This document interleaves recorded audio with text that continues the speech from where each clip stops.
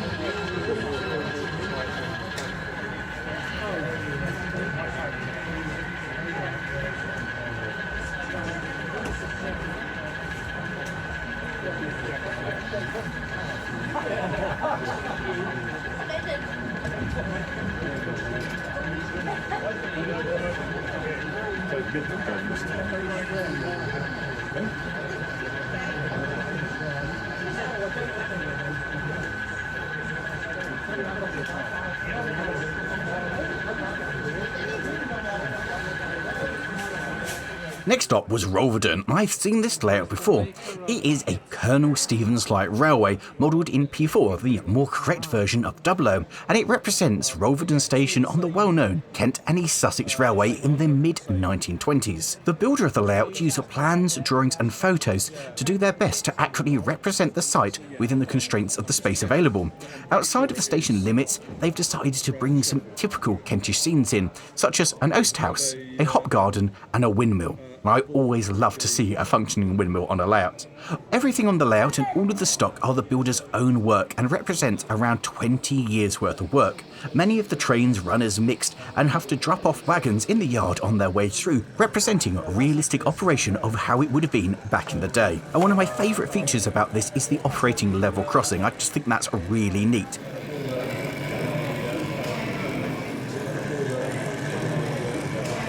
Jumping down a scale to the world of N was Bamfide, a fictional station set somewhere on the borders of the Midland and Western regions of British Railways in the transition era, allowing both steam and diesel traction to run.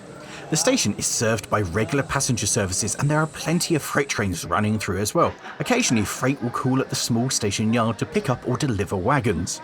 This layout was a flurry of activity with trains constantly running, which made it very entertaining to watch. And it's something that I really love about N, being able to see a full-length train making its way across the board.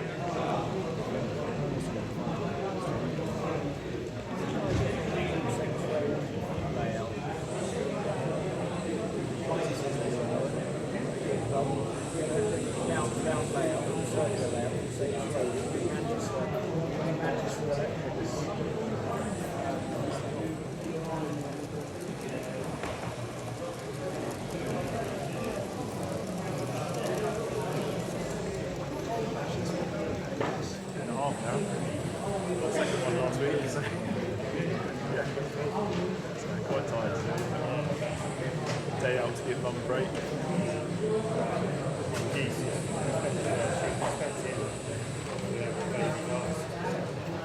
Still waiting. Busy time. With a name that I'm not even going to try to pronounce, and in HOM was this fictional layout set somewhere in southeastern Switzerland. It represents a passing loop station, many of which can be found on the largely single-track network of the Drws-y-nat. The layout is set in winter, depicting clear roads and tracks, but with plenty of snow still in evidence. I really like seeing snow modelled. It's something unusual and really changes the whole aesthetics of the layout. And this has been really nicely done. It really does look like snow, and apparently was done with multiple layers of Ardex on top of normal scenery. I honestly love it when a layout models the catenary. This one isn't functional, but is impressive all the same with all the intricacies of the overhead, and it really adds an extra layer of immersion to the layout and must have been horrendously complicated to set up. I'm always really excited to see continental railway modelling because it's not something that I'm familiar with, so seeing the different types of rolling stock, infrastructure and everything is really interesting. It's like getting to go abroad and see the railways of across the pond without having to leave the country.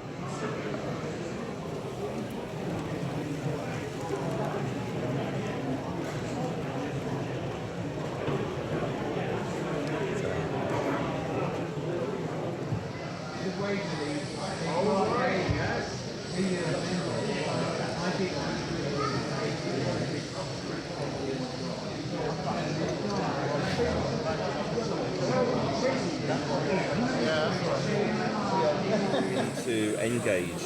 Yeah. I know the sort of, modelled like sort of just the BR blue sort of early to like mid 80s. So Yeah. I know the sort of, modelled like just the BR blue early to like mid 80s. So one thing to like is just the consistency in the liveries. It's not. The Intercity 125 and then the Mallard and then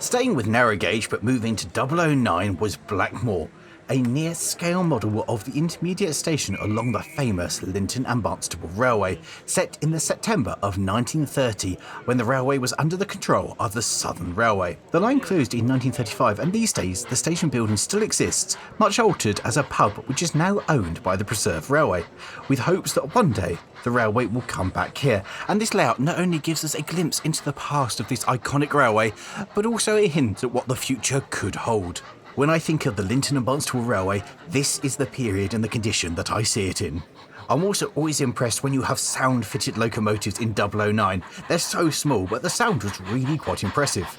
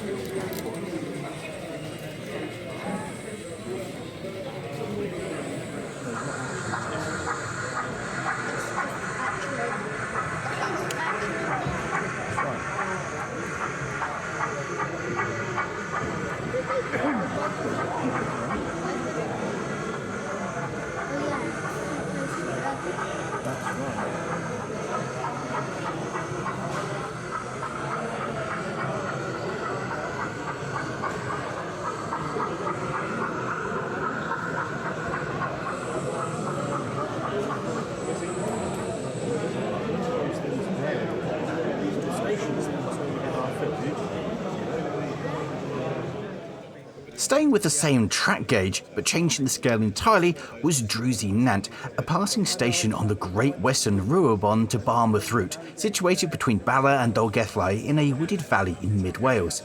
The only building left now is the station master's house, and the layout was built using many archive photographs as well as visits to the actual site to get a general lie of the land. The layout is almost to scale length in an effort to match the prototype wherever information is available. The track is built to 2FS standards, which is like a superfine version of N. The layout is run between the 1930s and 1950s periods, and they attempt to run formations that were noted to actually have run on that route, which is really going that extra level. Not only is this a model of a real place as close as they can realistically get it, but they are running trains that would have run through this very station, and I love that attention to detail. What I loved even more was the magic truck that was driving around on the road. This was using something called MagnaRail and was fascinating with the operating level crossing gates, watching the little truck driving around. It gives such a massive extra layer of immersion. So often you see gates that move, but static traffic that doesn't really make sense when the gates are open for road traffic. But having this thing going up and down kept everybody amused as they waited for the next train.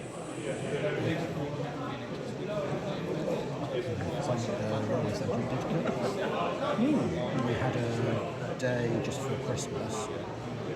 What Lawrie I'm saving that one for a ring.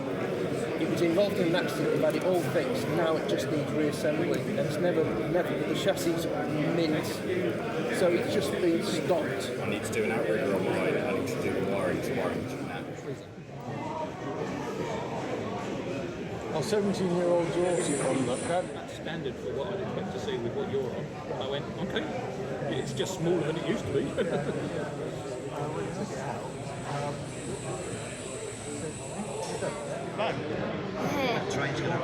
Oh no, wait, that's actually so short.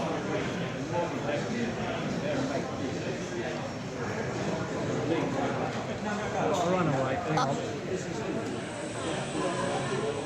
It's very dusty.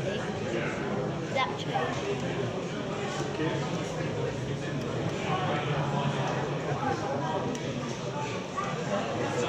Still hasn't quite re-railed, but close enough.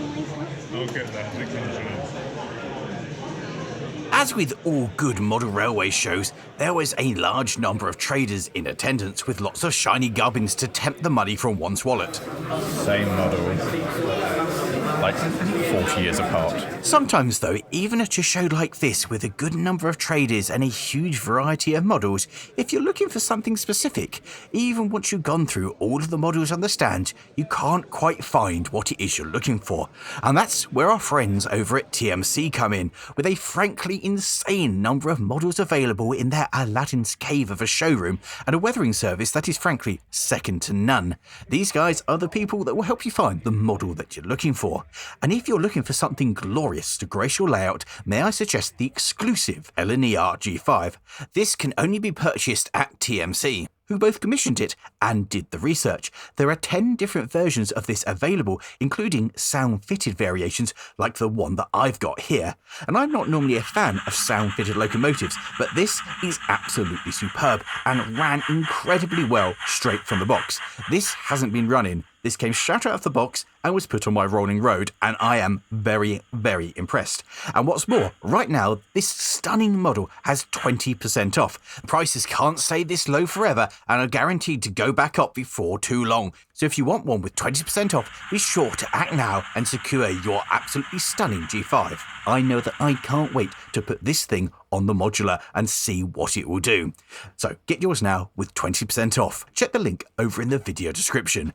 And with that, back to the layouts. Up next in N-Gauge was Wim Junction, a fictitious location somewhere in Hampshire, running the southern region in the changeover period between steam and diesel in the early 1960s.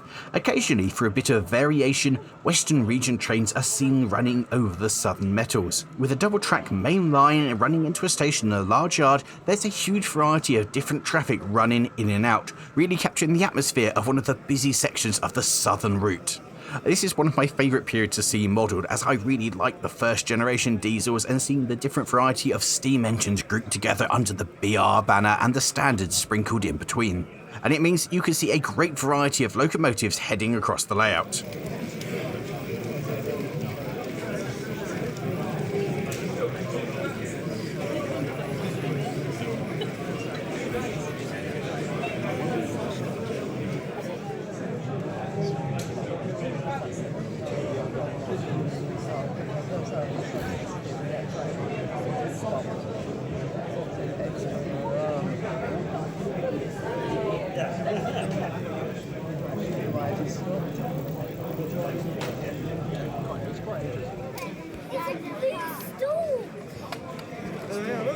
He's got a bigger one. See? I'm tall. We didn't have one last year, and that was a mistake. Yeah, exactly the same. Mine's just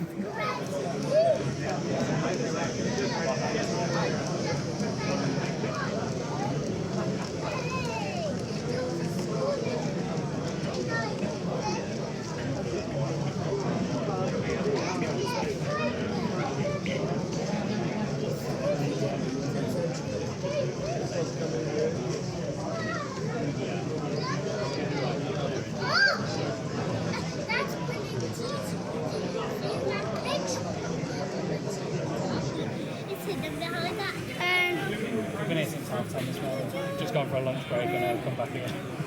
We've been trampolining over there at 8:30. Nice. Paul straight into this. Curtis's birthday at 10:30. Yes, through the tunnel. And back in. There it is.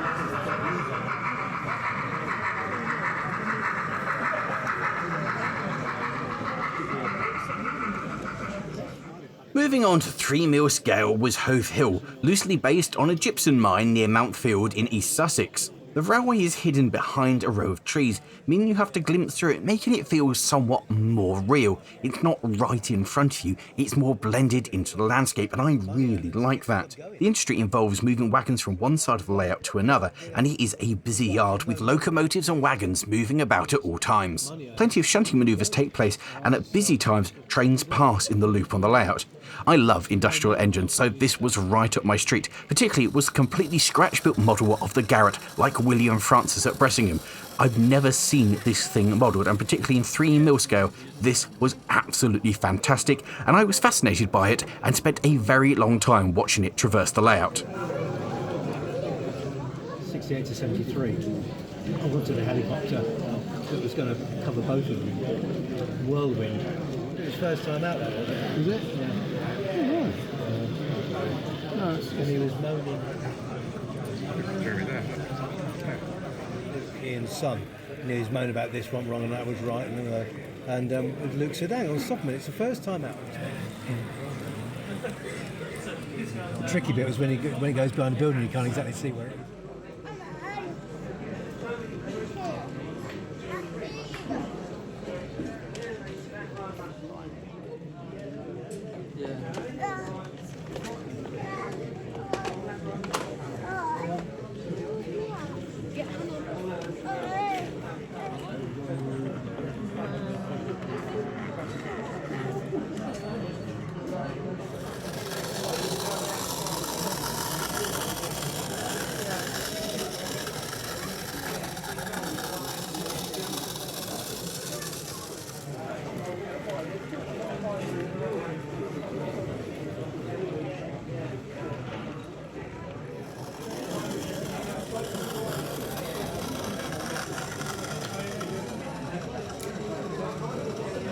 Jumping up a scale to O is Wood Street, a minimum space industrial layout inspired by typical urban shunting yards that could be found in many towns and cities in England. The layout boasts a variety of small tank engines and diesel shunters working their way across the layout. Most important amongst these was a Ruston 48 by Helgen that was made from measurements from my own full-size Ruston 48 Sir William McAlpine, and every time I see one of these diminutive little machines on a layout, it fills me with absolute joy. The structures and the buildings are largely freelance, although the layout Wood Street is partly derived from a road in the Old Town area of Swindon. Old Town had rail access until the early 1970s, which gives this layout a huge scope of periods that it can represent. There's always something really special about O, the sense of weight that you get, and watching the 3-link couplings take up the slack is hugely satisfying.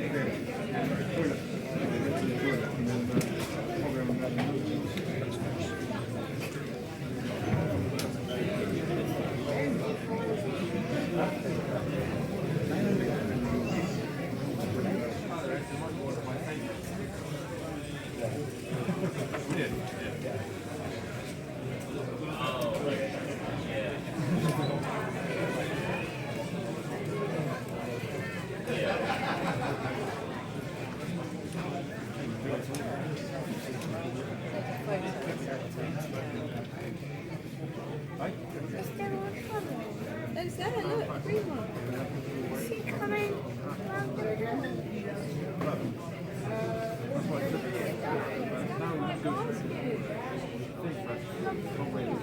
Moving back down the scales to P4, which is like 00 but the locomotives run on the correct track gauge, was Lower Exbury. This was inspired by the real Exbury village area in the New Forest in Hampshire and its military importance to the D-Day preparations. The fictitious South Hampshire Light Railway is under the control of British Railway, and in July of 1952 the writing is on the wall as the line is coming towards the end of its life. The locomotives and passenger stock are vintage, and there's a good variety of wagons being moved around the yard. And you really got a sense that it might just be a few days away from the man coming along and closing it for good.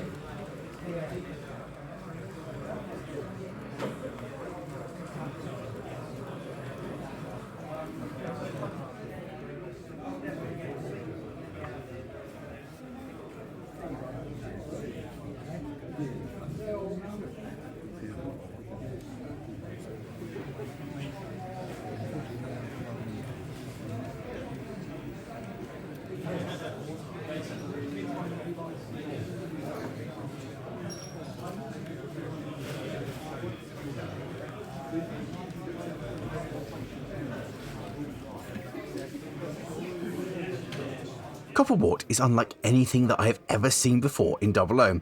It is an Edwardian period brewery somewhere in Burton-on-Trent. The baseboard, though, is a hexagonal shape with all-round public viewing, and the level of detail on this one is absolutely outstanding. It is my favourite layout at the show, just because of the insane amount of time that must have gone into creating this. There are so many scenes, so many different angles to look through the trains. Sometimes you'll have something like a small diorama that's packed full of detail. This has that same care and attention to detail, but on a much larger scale. You just don't know where to look. It's almost a little overwhelming with too much to take in. The operation is shunting wagons to and from in the many sidings, although it is a continuous loop and trains can just run the whole way round, depending on what the operator wants, meaning there is plenty of operational value in this. Almost every single viewing angle could be a layout in its own right. It really is one that you have to see to really appreciate it, and if you ever get the opportunity to see this at a show, I really recommend putting some time aside to go and appreciate it, because it is absolutely superb and frankly one of the best model railways that I have ever seen. Do Doncaster? Doncaster, yeah. Doncaster. Or is it Doncaster? Sorry. Doncaster. Love those buckets. Yeah.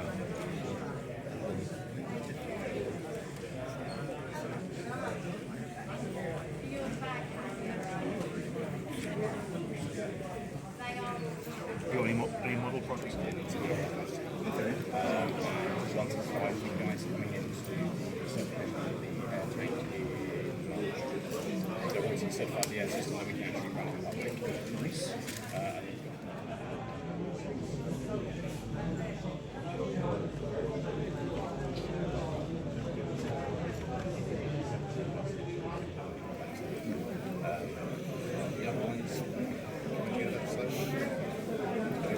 I take it, is it going to be the Loco anything?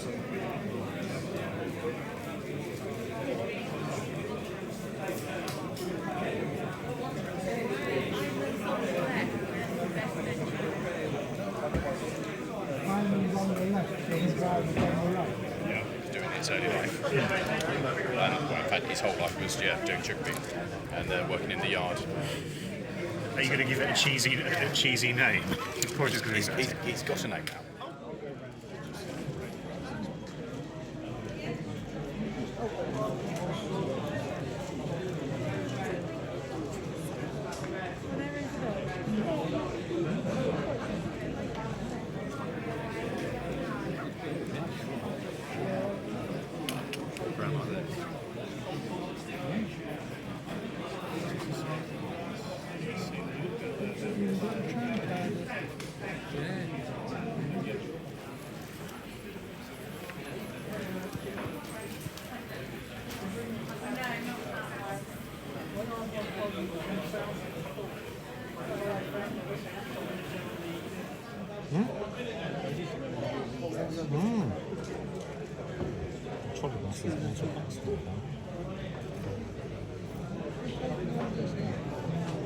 There's a burn on mine.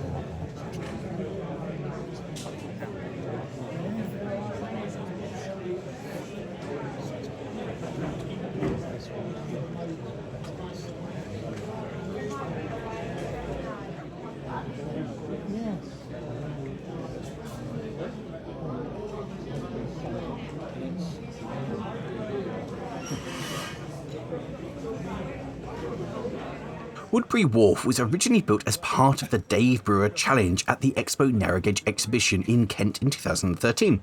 The challenge was to create a working narrow gauge layout on a triangular baseboard.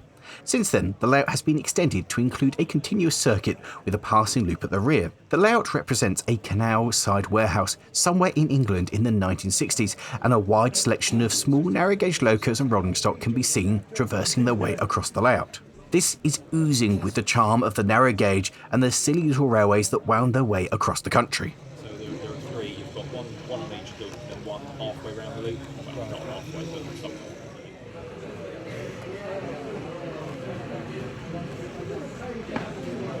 It's in the loop. To go, yeah, I'm in the loop. And then once it's set going, it won't look for it again until it's triggered the other one. Right. Keeping with the same scale but changing the track gauge to EM, which is the more correct 00, Sundown Lane is a fictitious layout depicting a southern region-based cross-London line set in the late 1960s to the early 1970s before the decline of freight on the line.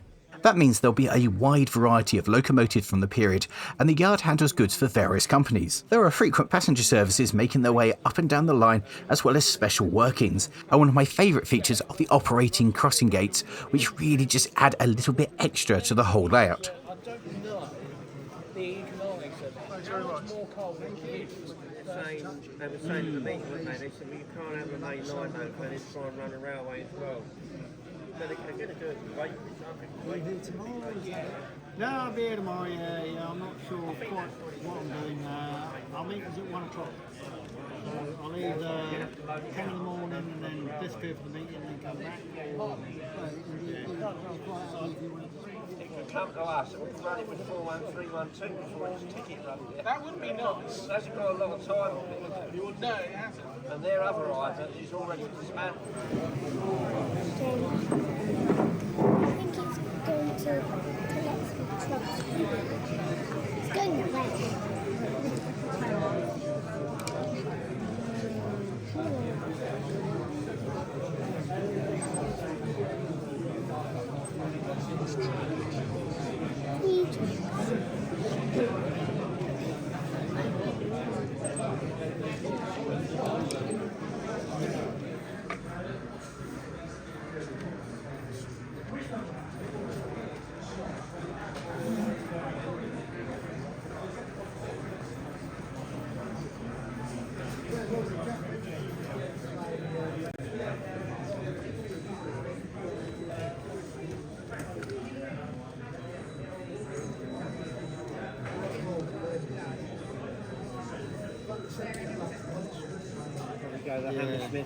Hammersmith Palais, wasn't it, years ago?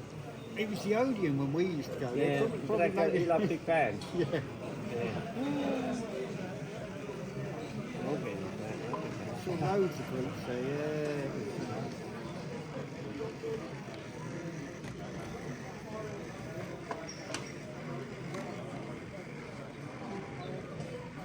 The largest layout in attendance was a Redbridge Wharf, and this was hugely impressive.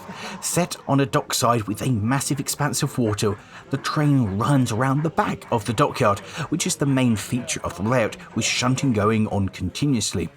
The layout is based on the area of Redbridge in Hampshire, with the station being opened in 1847. The wharf and the station were used as a material holding area, which then became a sleeper works, including the manufacture of sleeper, bridge timbers and cast track components.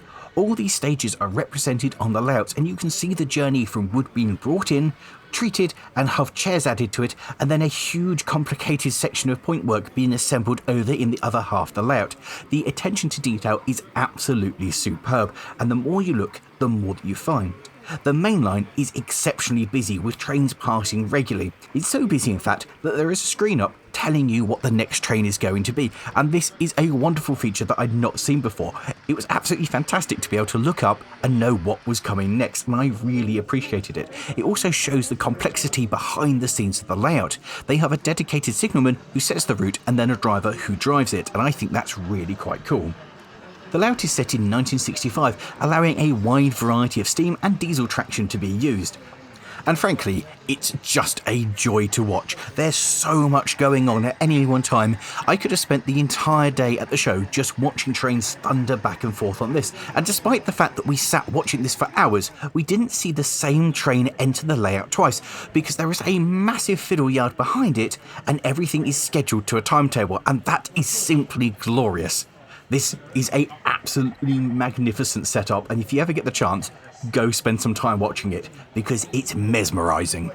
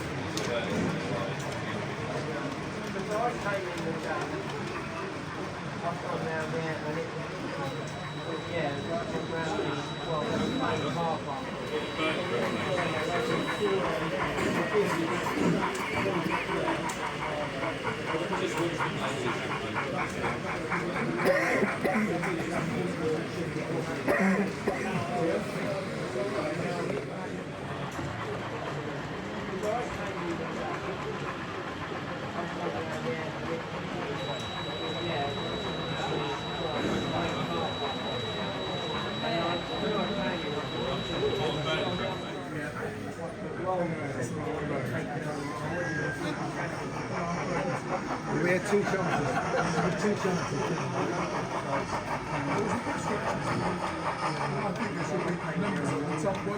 Yeah, that's right, yeah.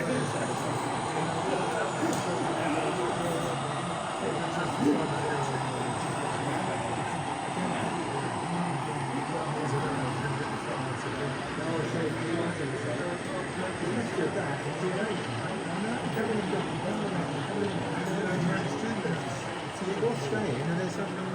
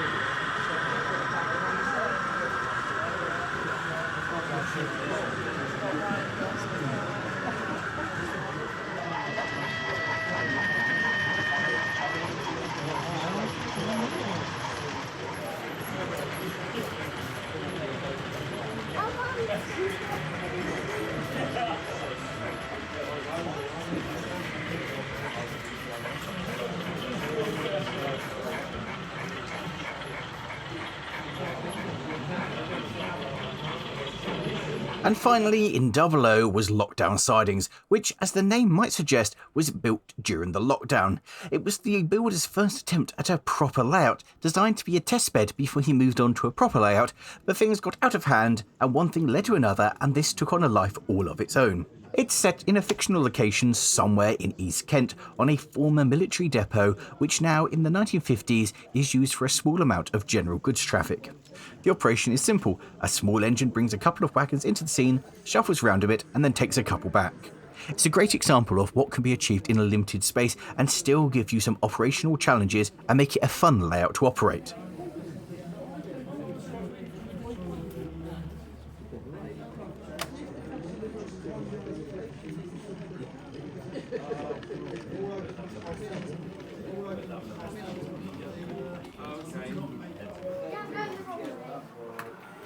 And so this brings us to the end of the day here at Alton at FebEX. It's been a fabulous day. There's been so many layouts and it's been great wandering around and seeing everything and meeting a load of you guys. So with that, it's time to start packing up and we can go home. So thank you all very much for watching. If you have enjoyed this, how about looking somewhere over there for another model railway video, down there for some of the stuff we've done in the modular, and over there for a video I did with my buddy here. Get your hand off me. My acquaintance here. Been fun, hasn't it, buddy? Mm-hmm.